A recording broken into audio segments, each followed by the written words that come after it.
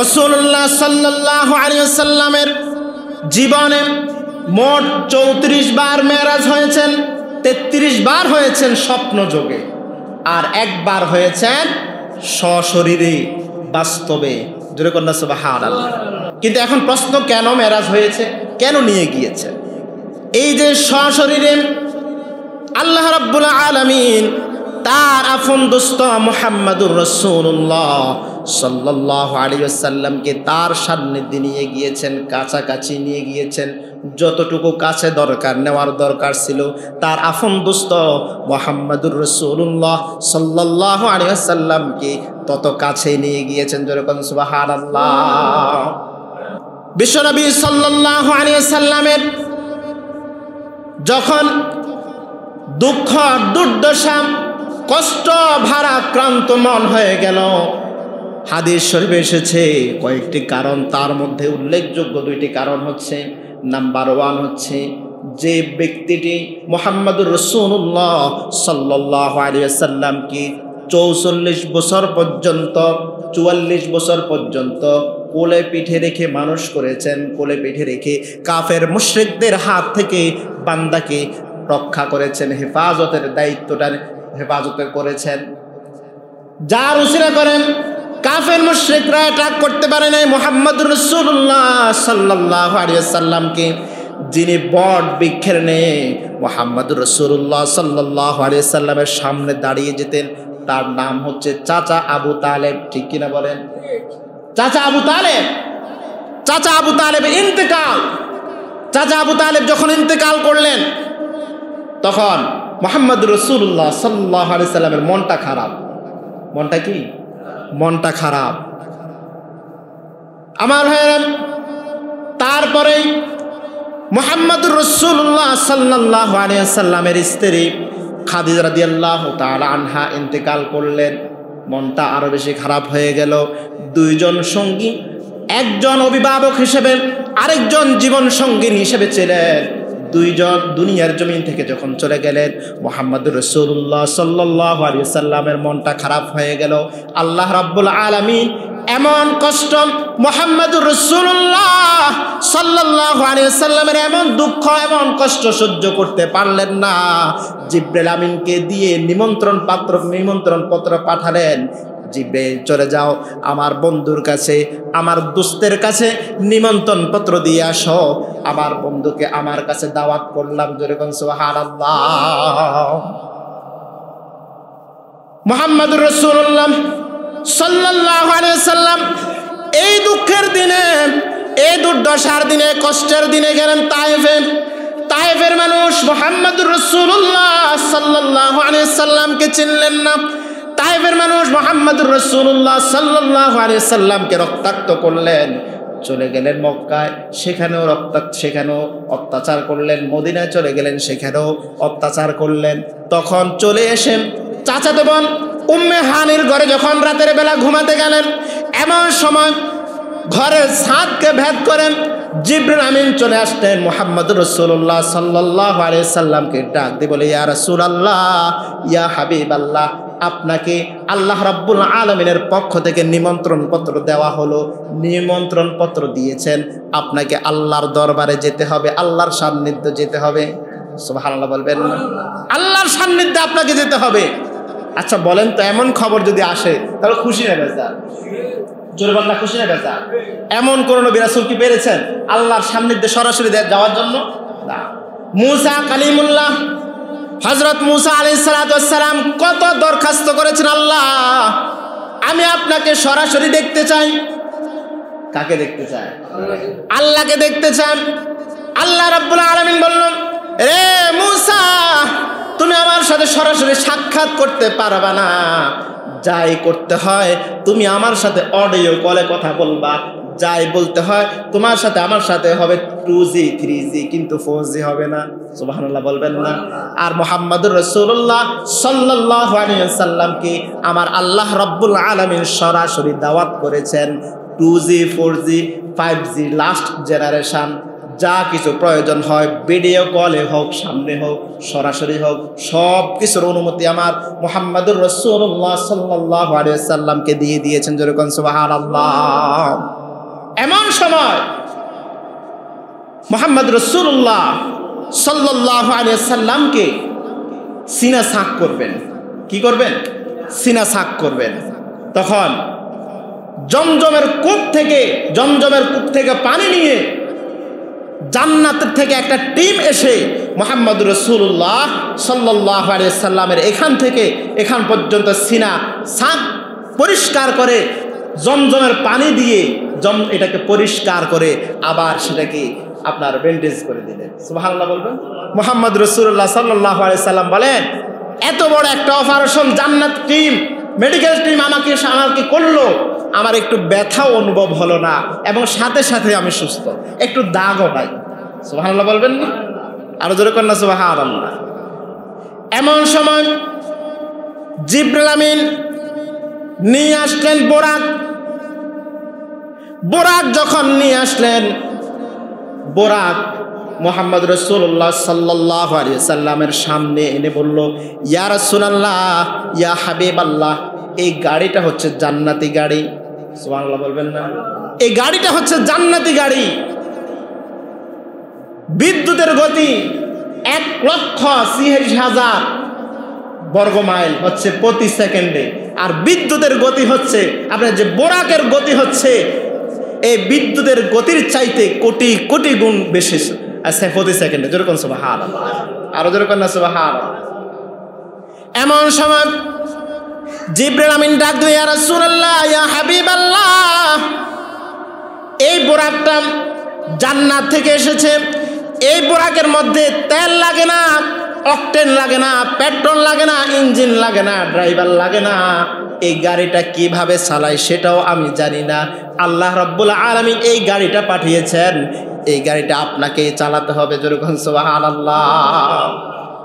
গাড়ির মধ্যে, বোরাকের মধ্যে লেখা ছিল লা ইলাহা ইল্লাল্লাহ মুহাম্মাদুর রাসূলুল্লাহ সাল্লাল্লাহু আলাইহি ওয়াসাল্লাম। গাড়ির মধ্যে লেখা ছিল, প্রথম স্টেশন ছিল বিতিলহাম, প্রথম স্টেশন ছিল ইয়াসরিব, মদিনার পূর্ব নাম। প্রথম স্টেশন কোথায় ছিল? মদিনায়, ইয়াসরিবে।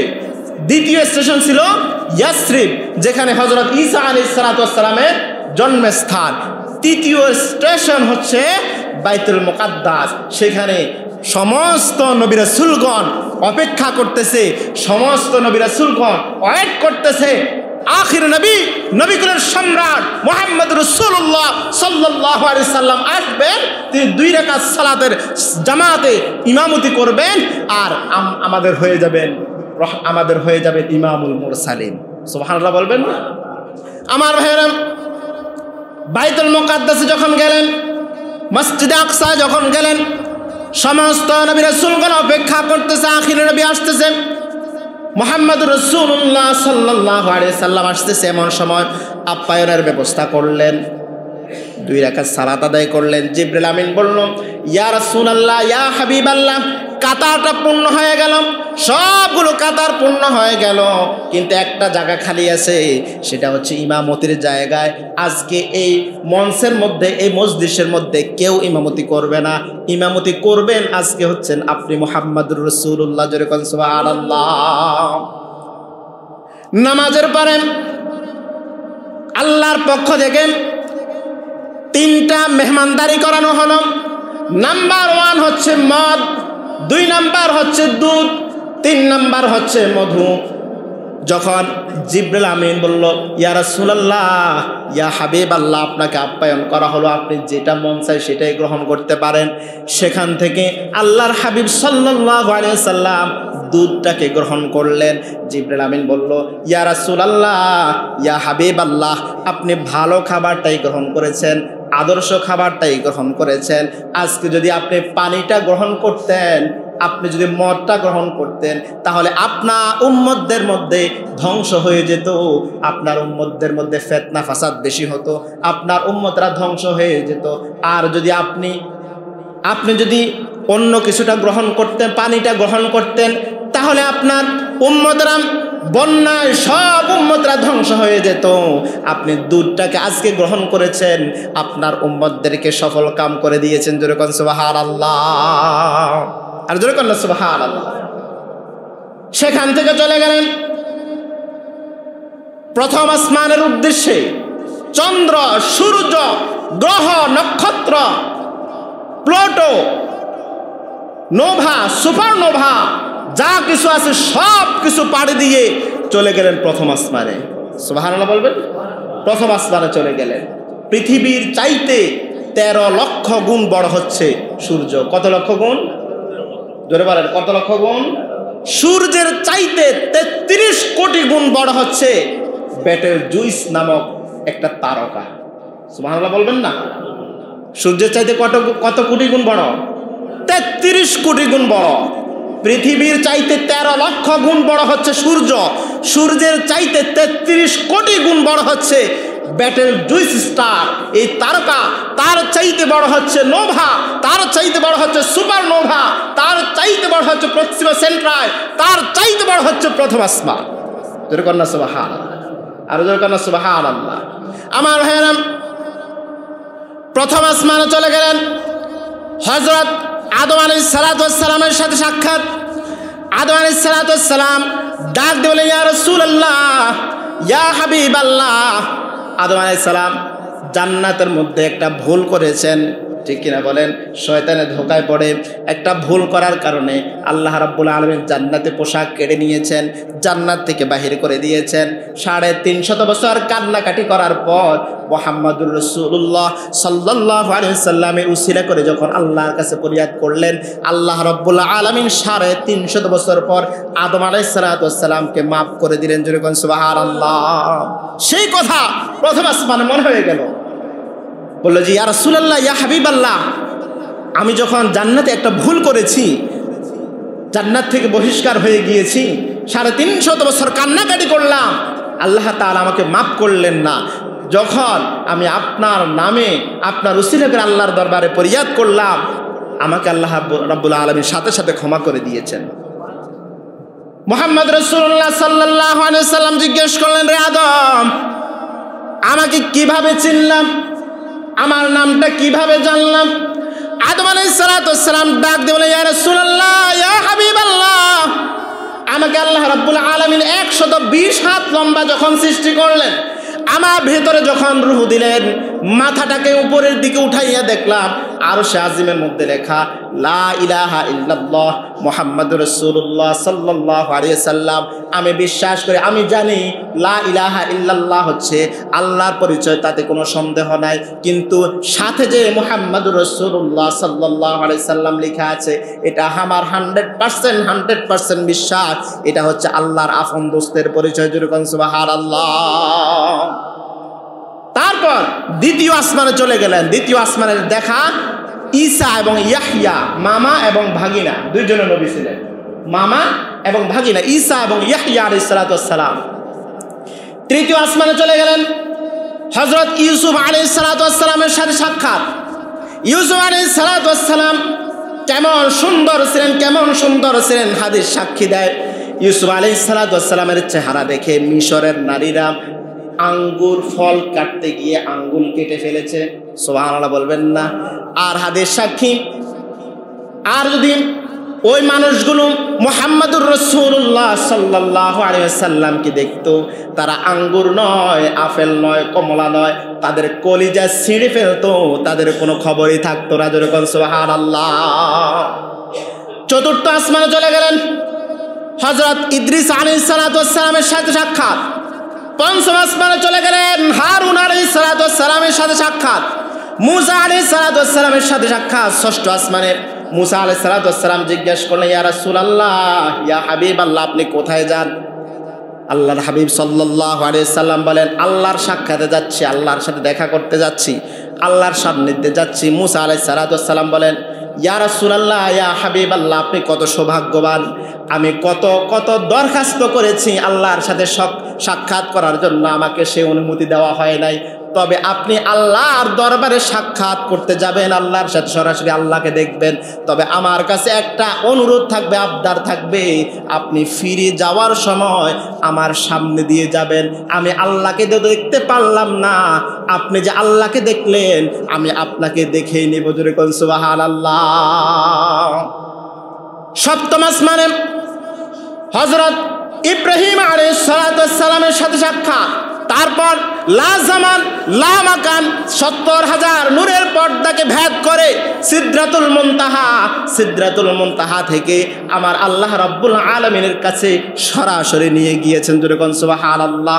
আল্লাহ রাব্বুল আলামিন সম্মানকে এমনভাবে বাড়িয়ে দিয়েছেন, ওয়ারাফা'না লাকা যিকরাক। হাবিব মুহাম্মদ রাসূলুল্লাহ সাল্লাল্লাহু আলাইহি সাল্লাম, আপনাকে আমি আজকে এমন স্টেজে নিয়ে এসেছি যার আগে এবং পরে আমি কোনো নবী রাসূল কাউকে এই স্টেজে আনি নাই এবং আনবো না। আপনাকে এই স্টেজে নিয়ে আসলাম, আপনার সম্মানকে বুলন্দিত করে দিলাম, আপনার সম্মানকে বাড়িয়ে দিলাম, আপনার সম্মানকে অনেক বেশি বাড়িয়ে দিলাম। যেখানে আমার নাম কি কোরআনে, কি হাদিসে, কি ওয়াজে, কি মাহফিলে, কি দুলকে, কি বুলকে, কি চন্দ্রে, কি সূর্যে, কি গ্রহে, কি নক্ষত্রে, কি আজানে, কি একামতে, যত জায়গায় আমার নাম আছে, আমার হাবিবের নাম আমার সাথে আছে। জোরে করে আল্লাহু আকবার। তাহলে মেরাজ, এই যে সশরীরে মেরাজ হয়েছে, নাম্বার 1 কারণ হচ্ছে চাচা আবু তালেবের ইন্তেকাল। আমার হ্যাঁ, চাচা আবু তালেব কত সৌভাগ্যবান ছিলেন, যে রাসূলের ছোঁয়া পেলেই জান্নাত, যে রাসূলকে স্বপ্ন যুগে দেখলেই তার জন্য জাহান্নামের আগুন হারাম হয়ে, রাসূলকে সরাসরি ৪৪ বছর পর্যন্ত কোলে পিঠে রেখে মানুষ করেছেন। তবে নসিব খারাপ, হেদায়েত তার কপালে ছিল না, শেষ পর্যন্ত ঈমানটা আনতে পারে নাই। যখন আবু তালেবের মৃত্যুর সন্ধিক্ষণে হয়ে যায়, মুমূর্ষু অবস্থায় হয়ে যায়, বিশ্বনবী সাল্লাল্লাহু আলাইহি সাল্লাম চিন্তা করলেন, এত বছর পর্যন্ত কালিমার দাওয়াত দিলাম, এত বছর পর্যন্ত বললাম আপনি কালিমাটা গ্রহণ করেন, জান্নাতে নিয়ে নেওয়ার জন্য বাকি দায়িত্ব আমার। আমার চাচা এত কষ্ট করেছে আমার জন্য, কিন্তু কালিমা পড়ে নাই। আজকে শেষ অবস্থায় একবার গিয়ে দেখি মুমূর্ষু অবস্থায় পড়ে আছেন। চতুর্পাশে কাফেরদের সর্দার আবু জাহেল, উতবা, সাইবা, ওয়ালিদ ইবনে মুগীরা, তাদের নেতারা চতুর্পাশে বসে আছে, নেতার মৃত্যুবরণ করবে, মুমূর্ষু অবস্থায় হয়ে আছে চতুর্পাশে। এমন সময় মুহাম্মদুর রাসূলুল্লাহ সাল্লাল্লাহু আলাইহি সাল্লাম গিয়ে ডাক দিয়ে, চাচা এত বছর পর্যন্ত আপনি আমার সেবা যত্ন করেছেন, কাফের মুশরিকরা আমাকে নির্যাতন করতে চেয়েছে, আমাকে অ্যাটাক করতে চেয়েছে, আপনি বট বৃক্ষের নিয়ে দাঁড়িয়ে যেতেন, আপনি বলে দিতেন কাফেররা আবু জাহেল, উতবা, সাইবা, ওয়ালিদ ইবনে মুগীরা, আমি তোদের দল করতে পারি, কিন্তু ভাতিজা মুহাম্মদের রক্ত আমার মধ্যে আছে, আমি যতদিন পর্যন্ত বেঁচে থাকি ততদিন পর্যন্ত ভাতিজা মুহাম্মদের পশম পরিমাণ ক্ষতি হবে, তার অত্যাচার হবে, সেটা আমি আবু তালেব বেঁচে থাকতে কোশ্চিন কালেও দেব না। জোরে কোন সুবহানাল্লাহ। এমন সময় গিয়ে চাচাকে ডাক দিয়ে বলে, চাচা জীবনে তো বহু অপরাধ, বহু আপনি উপকার করেছেন, বট বৃক্ষের নিয়ে কাফের মুশরিকদের সামনে দাঁড়িয়ে যেতেন, আজকে আপনি আমার নাম বলতে হবে না, আপনি শুধু বলবেন, আপনি আওয়াজ দিয়েও বলতে হবে না, আপনি শুধু ঠোঁটগুলো নাড়িয়ে নাড়িয়ে বলবেন লা ইলাহা ইল্লাল্লাহ, আর বাকি আপনাকে জান্নাতে নিয়ে নেওয়ার জন্য আমি রাসূল আপনার পক্ষে আল্লাহর কাছে দাঁড়িয়ে যাব। যেরকম সুবহানাল্লাহ। আবু তালেব একবার আবু জাহেলের দিকে তাকায়, আরেকবার উতবার দিকে তাকায়, আরেকবার সাইবার দিকে তাকায়, আরেকবার মুহাম্মদুর রাসূলুল্লাহ সাল্লাল্লাহু আলাইহি সাল্লামের দিকে তাকায়, কি করবে। আবু জাহেল, উতবা, সাইবা, ওয়ালিদ ইবনে মুগীরা তারা বলতে লাগলো, রে আবু তালেব, শেষ সময় এসে তোমার পূর্বে ধর্মের প্রতি তুমি লাঞ্ছনা করিও না, ধর্মকে কালারিং বাড়াইও না, তুমি বলেছ মিল্লাতা আবিকুম আব্দুল মুত্তালিব, তুমি আব্দুল মুত্তালিবের ধর্মের উপর তুমি মৃত্যুবরণ করবা। তখন আবু তালেব বলল, ভাতিজা মুহাম্মদ, এতদিন পর্যন্ত তোমার সেবা করেছি, তোমার বট বৃক্ষের নেই তোমার সামনে দাঁড়িয়ে যেতাম, কিন্তু আমি প্রতিজ্ঞাবদ্ধ হয়েছি আমার পূর্বপুরুষ আব্দুল মুত্তালিবের ধর্মের উপর আমি মৃত্যুবরণ করব, তাছাড়া আমার উপায় নাই। জোরে কর নাউজুবিল্লাহ। আমার হেরাম, ইমান আনে নাই মুহাম্মদ রাসূলুল্লাহ সাল্লাল্লাহু আলাইহি সাল্লামকে ভালোবাসার কারণে জাহান্নামের আগুন হারাম হবে না, জাহান্নামের আগুন মিস নাই। এত সেবা যত্ন করেছে যে রাসূলকে দেখার জন্য গাছগুলো মানুষের মতো হেঁটে হেঁটে চলে আসতেন। সুবহানাল্লাহ বলবেন না? হাদিস সাক্ষী মুহাম্মদুর রাসূলুল্লাহ সাল্লাল্লাহু আলাইহি সাল্লাম একদিন শুয়ে আছেন। যখন শুয়ে আছেন, দূর থেকে গাছগুলো যখন দেখতে পেলেন মুহাম্মদুর রাসূলুল্লাহ সাল্লাল্লাহু আলাইহি সাল্লাম শুয়ে আছেন, ঘুমাচ্ছেন, এমন সময় গাছগুলো মানুষের মতো হেঁটে হেঁটে আল্লাহর হাবিব সাল্লাল্লাহু আলাইহি সাল্লামের মাথার কাছে এসে ছায়া দিতে চাচ্ছেন। যেরকম সুবহানাল্লাহ। ঘুম যখন ভেঙে গেলেন, হযরত জাবের রাদিয়াল্লাহু তাআলা বলেন, ইয়া রাসূলুল্লাহ, ইয়া হাবিবাল্লাহ, এই কেমন কারামতি, এই কেমন জাদু, তার তো জাদু চাইতেও বড়। রাসূলুল্লাহ সাল্লাল্লাহু আলাইহি সাল্লাম মুস্কি হেসে বললেন, রে জাবের, এমন কি দেখেছো, কি জাদুর চাইতে বেশি হয়ে গেছে? যখন জাবের রাদিয়াল্লাহু তাআলা বলল, ইয়া রাসূলুল্লাহ, ইয়া হাবিবাল্লাহ, আপনি যখন বিশ্রামে ছিলেন, ঘুমাচ্ছেন, দূর থেকে গাছগুলো মানুষের মতো হেঁটে হেঁটে আপনার কাছে এসে ছায়া দিচ্ছেন। যেরকম সুবহানাল্লাহ। আর যখন আপনার ঘুমটা ভেঙে গেল, গাছগুলো আবার তার জায়গায় চলে গেল। যেরকম সুবহানাল্লাহ। মুহাম্মদ রাসূলুল্লাহ সাল্লাল্লাহু আলাইহি সাল্লাম বললেন, রে জাবের, এই গাছগুলো যখন আমাকে দূর থেকে দেখতেছেন, তাদের তৃপ্তি আসতেছে না, আল্লাহর কাছে ফরিয়াদ করে আল্লাহ তাআলা মুহাম্মদুর রাসূলুল্লাহ সাল্লাল্লাহু আলাইহি সাল্লামকে কাছে থেকে দেখতে চায়। আল্লাহ রাব্বুল আলামিন তাদের ফরিয়াদ কবুল করলেন। এজন্য আমাকে কাছে থেকে দেখার জন্য ওই গাছগুলো মানুষের মতো হেঁটে হেঁটে চলে এসেছেন। যেরকম সুবহানাল্লাহ। আল্লাহর হাবিব সাল্লাল্লাহু আলাইহি সাল্লামের সান্নিধ্যে যাওয়ার জন্য গাছ পর্যন্ত পাগল ছিল, আত্মহারা হয়ে গেল মনটাকে প্রশান্ত করার জন্য। কিন্তু আবু তালেব কাছে থেকে ইসলামের বিপক্ষে ছিল, তবে কাফের মুশরিকদের নেতা ছিল, তবে ঈমান আনে নাই। মুহাম্মদ রাসূলুল্লাহ সাল্লাল্লাহু আলাইহি সাল্লামের উপর ঈমান আনে নাই, বিদায় কোনোদিন রেহাই নাই, কোনোদিন রেহাই নাই। জাহান্নামের মধ্যে সব চাইতে কম শাস্তি দেওয়া হবে আবু তালেবকে। সে শাস্তি কি? জাহান্নামের মধ্যে দুই জোড়া আপনার জোড়া জুতা পরিয়ে দেওয়া হবে জাহান্নামের। এক জোড়া জুতা জাহান্নামের আগুনের জুতা পরিয়ে দেওয়া হবে। হাদিস সাক্ষী, ওই জুতা যখন পরিয়ে দেওয়া হবে, মাথার মগজগুলো টকবক করে উতলিয়ে শরীর থেকে বস্তুগুলো পড়তে থাকবে। শাস্তি কি কঠিন? জোরে বলে, কেমন কঠিন? এটা যদি জাহান্নামের কঠিন ভয়াবহ শাস্তি হয়, তাহলে সবচাইতে সহজ শাস্তি যে এত কঠিন হয়, তাহলে কঠিন শাস্তি কেমন হবে? আমার ভাইরা, সেজন্য মিরাজুন নবী সাল্লাল্লাহু আলাইহি সাল্লাম থেকে আমাদেরকে শিক্ষা গ্রহণ করতে হবে। মুহাম্মদুর রাসূলুল্লাহ সাল্লাল্লাহু আলাইহি সাল্লাম যেখানে স্বপ্ন যোগে যখন আসবেন, স্বপ্ন যোগে আসলেও তো জাহান্নামের আগুন হারাম হয়ে যাবে। আর সে মুহাম্মদুর রাসূলুল্লাহ সাল্লাল্লাহু আলাইহি সাল্লামের আদর্শ গ্রহণ করে সে মুহাম্মদুর রাসূলুল্লাহ সাল্লাল্লাহু আলাইহি সাল্লামের মুজাসসাম নামুনায় চলাফেরা করে যখন আমাদের জীবনকে গঠন করব, কাল হাসরের ময়দানে সেই উসিলায় আমাদেরকে ক্ষমা করে দিবে। যেরকম সুবহানাল্লাহ। কিন্তু দুঃখের বিষয় হলো সত্য, আমরা আজকে মুহাম্মদুর রাসূলুল্লাহ সাল্লাল্লাহু আলাইহি সাল্লামের আদর্শকে গ্রহণ করছি না। আমরা আজকে আদর্শ গ্রহণ করতেছি নায়কে কিভাবে চলাফেরা করে, গায়িকারা কিভাবে চলাফেরা করে, মেসি কিভাবে কাটিং মারে, নেইমার কিভাবে চলাফেরা করে। আমরা সেই বিষয়ে আমাদের নিজের জীবনকে পরিবর্তন করছি। মেসিও কাঁদে, মেসির ভক্তরাও কাঁদে, নেইমারও কাঁদে, মুসলমানও কাঁদে, আর্জেন্টিনাও হারে, মুসলমানও কাঁদে। আপনার কাফের মুশরিকরা মুসলমানদের উপর নির্যাতন করে, মুসলমানদের চোখে কোনো পানি নাই, মার মুসলমানরা মার খায়, মুসলমানরা কাঁদে না। আপনার ইয়েমেন মুসলমানরা মার খায়, মুসলমানরা কাঁদে না। ফিলিস্তিনি মুসলমানরা মার খায়, মুসলমানরা কাঁদে না। মুসলমানরা কাঁদে কাফের মুশরিকরা যখন পরাজয় বরণ করে। সেটাই যদি শিক্ষা হয়, আমাদের জন্য জান্নাত কশিন কালেও সম্ভব নয়।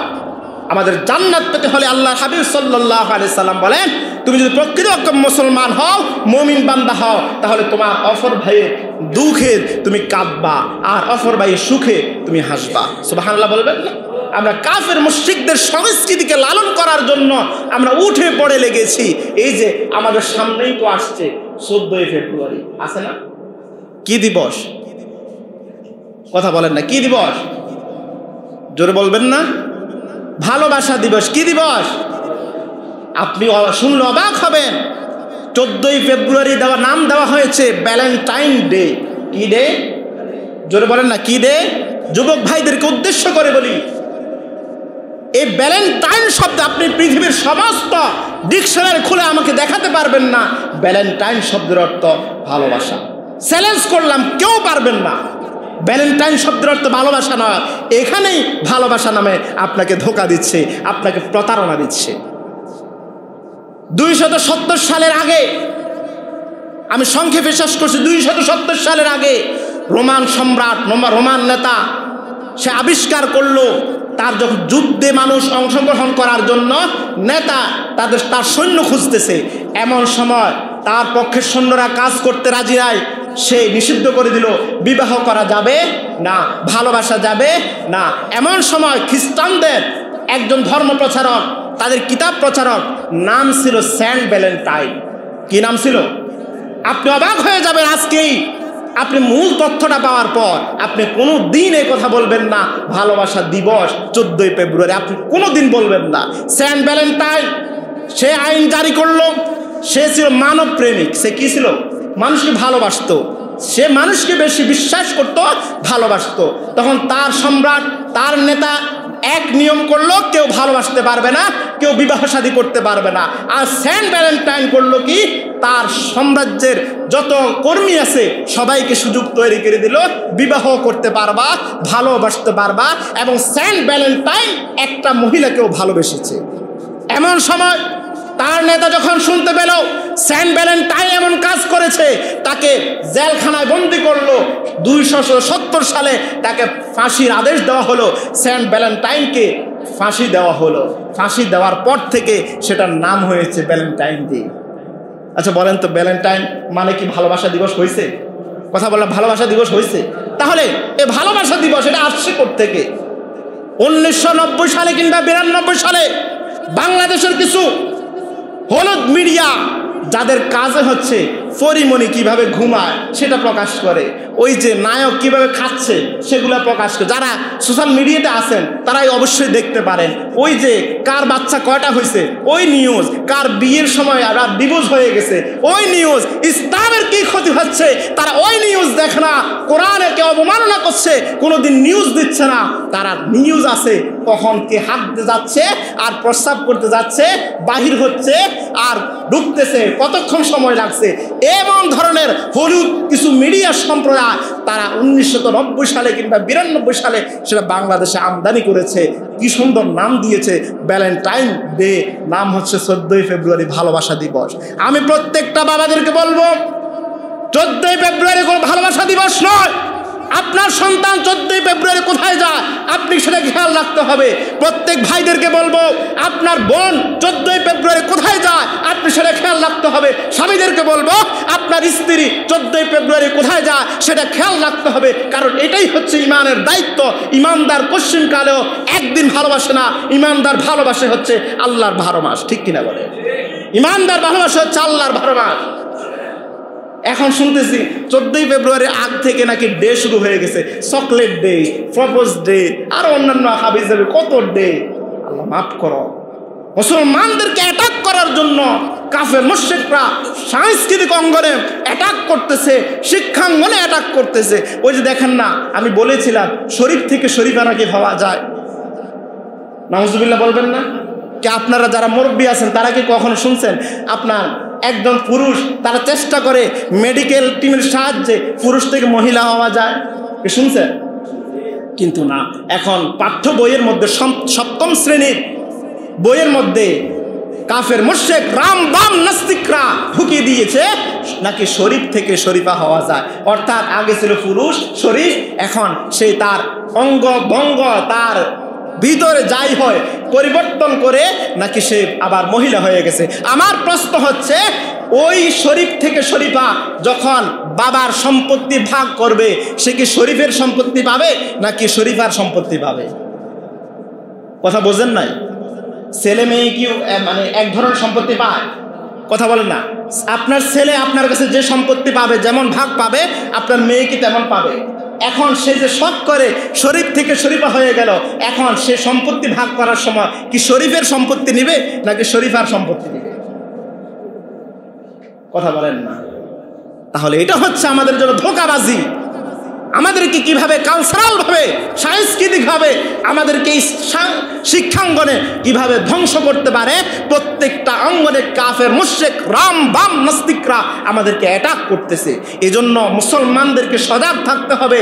মুসলমানদের জন্য কোনো 31st নাইট ডে নাই, মুসলমানদের জন্য কোনো 14ই ফেব্রুয়ারি নাই, মুসলমানদের জন্য আল্লাহর 12 মাস প্রত্যেকটা দিনে ভালোবাসার জন্য বাবা মায়েরকে ভালোবাসবেন, আপনার উস্তাদকে ভালোবাসবেন, মুরব্বীদেরকে ভালোবাসবেন, আল্লাহকে ভালোবাসবেন, আল্লাহর হাবিবকে ভালোবাসবেন। তাহলে সেটাতে কোনো দিন নির্ধারণ করা যাবে? জোরে বলেন না, যাবে না। আল্লাহ রাব্বুল আলামিন আমাদেরকে এই মেরাজের জন্য নবী সাল্লাল্লাহু আলাইহি সাল্লাম থেকে শিক্ষা গ্রহণ করার জন্য এটাই তৌফিক দান করুক যে আমরা আজকে থেকে 5 ওয়াক্ত নামাজ জামাতে আদায় করব। রাজি আছেন তো ইনশাআল্লাহ? জামাত মিস করবো না, কারণ এই 5 ওয়াক্ত নামাজ সময় তো সংক্ষেপ, 5 মিনিট ওভার হয়ে গেছে। পাঁচ ওয়াক্ত সালাত এই মেরাজুন নবী সাল্লাল্লাহু আলাইহি সাল্লামই এসেছে আল্লাহ রাব্বুল আলামিনের পক্ষ থেকে। ওই যে মুসা আলাইহিস সালাম বলছে যাওয়ার সময়, হাবিব আমার সাথে সাক্ষাৎ করে যাইয়ে। যখন সাক্ষাৎ করতে গেছে তখন বলল, আপনাকে আল্লাহ তাআলা কি উপহার দিছে? বলতেছে যে আমাকে 50 ওয়াক্ত সালাত উপহার দিছে। মুহাম্মদ রাসূলুল্লাহ সাল্লাল্লাহু আলাইহি ওয়াসাল্লাম কেমন খুশি হয়ে গেলেন। এমন সময় মুসা আলাইহিস সালাম বলল, হাবিব দোস্ত, আপনার উম্মতরা তো 50 ওয়াক্ত সালাত আদায় করবে না, আপনি আবার যান। এইভাবে 9 বার পাঠালেন। 9 বার মুসা আলাইহিস সালামের কাছে আসলেন, 9 বার পাঠালেন। 9 বারে 5 ওয়াক্ত করে আমার আল্লাহ যখন কমাই দিলেন, শেষবার যখন আসলেন, হাবিব আপনার উম্মতরা 5 ওয়াক্ত সালাতও তো আদায় করতে পারবে না। এমন সময় বলল মুসা আলাইহিস সালাম, পয়গম্বর মুসা, আমার কাছে লজ্জা লাগে, এতবার কিভাবে যায় আল্লাহর কাছে, তোমার কিভাবে যতবার যায় ততবার কমাইয়া দেয়। এখন চাইলে যদি আরো 5 ওয়াক্ত সালাত কমাইয়া দেয়, তার পুরস্কার রইল কি? সুবহানাল্লাহ বলবেন না? এমন সময় বলল, আপনার উম্মতদের মধ্যে কিছু বান্দা থাকবে তারা 5 ওয়াক্ত সালাতও আদায় করবে না। এমন সময় বলল আল্লাহ তাআলা, যারা 5 ওয়াক্ত সালাত জামাত আদায় করবে তাদেরকে 50 ওয়াক্ত সালাতের সওয়াব লিখে দেওয়া হবে। আর জোরে বলেন না সুবহানাল্লাহ। 50 ওয়াক্ত সালাত আমাদের জন্য ফরজ করে দিয়েছেন। এই মেরাজুন নবী সাল্লাল্লাহু আলাইহি সাল্লামে আল্লাহর সান্নিধ্যে যখন গিয়েছেন, আল্লাহ রাব্বুল আলামিনের কাছে আবদার করে, রিকোয়েস্ট করে 45 ওয়াক্ত কমিয়ে 5 ওয়াক্ত নিয়ে এসেছেন। বলি আলহামদুলিল্লাহ। তাহলে 5 ওয়াক্ত সালাত এই মেরাজ কি দাবি করে না আপনাকে 5 ওয়াক্ত সালাত জামাত আদায় করা? এই মেরাজ কি দাবি করে না আপনাকে সুদ থেকে মুক্ত থাকা? এই মেরাজ কি দাবি করে না আপনাকে হারাম থেকে, গোশত থেকে বাঁচিয়ে রাখা? এই মেরাজ কি দাবি করে না গান বাদ্য অন্যায় অশ্লীলতা থেকে আপনাকে নিজেকে হেফাজত করা? এই মেরাজ কি দাবি করে না আপনার পরিবারকে বেপর্দা থেকে পর্দায় নিয়ে আসা? কি বলেন, ঠিক না ঠিক? এজন্য শিক্ষা গ্রহণে এতটুকুই করতে হবে যে আমরা আজকে 5 ওয়াক্ত সালাত জামাত আদায় করব। সুদ, ঘুষ, হারাম, যত বেহায়াপনা বেপর্দা আছে সব কিছু ছেড়ে দিয়ে আমরা আল্লাহওয়ালা হয়ে যাব। রাজি আছেন তো মুসলমান? আল্লাহ রাব্বুল আলামিন আমাদেরকে কবুল করুক, মঞ্জুর করুক। বলে আল্লাহুম্মা আমিন। আরো জোরে আল্লাহুম্মা আমিন।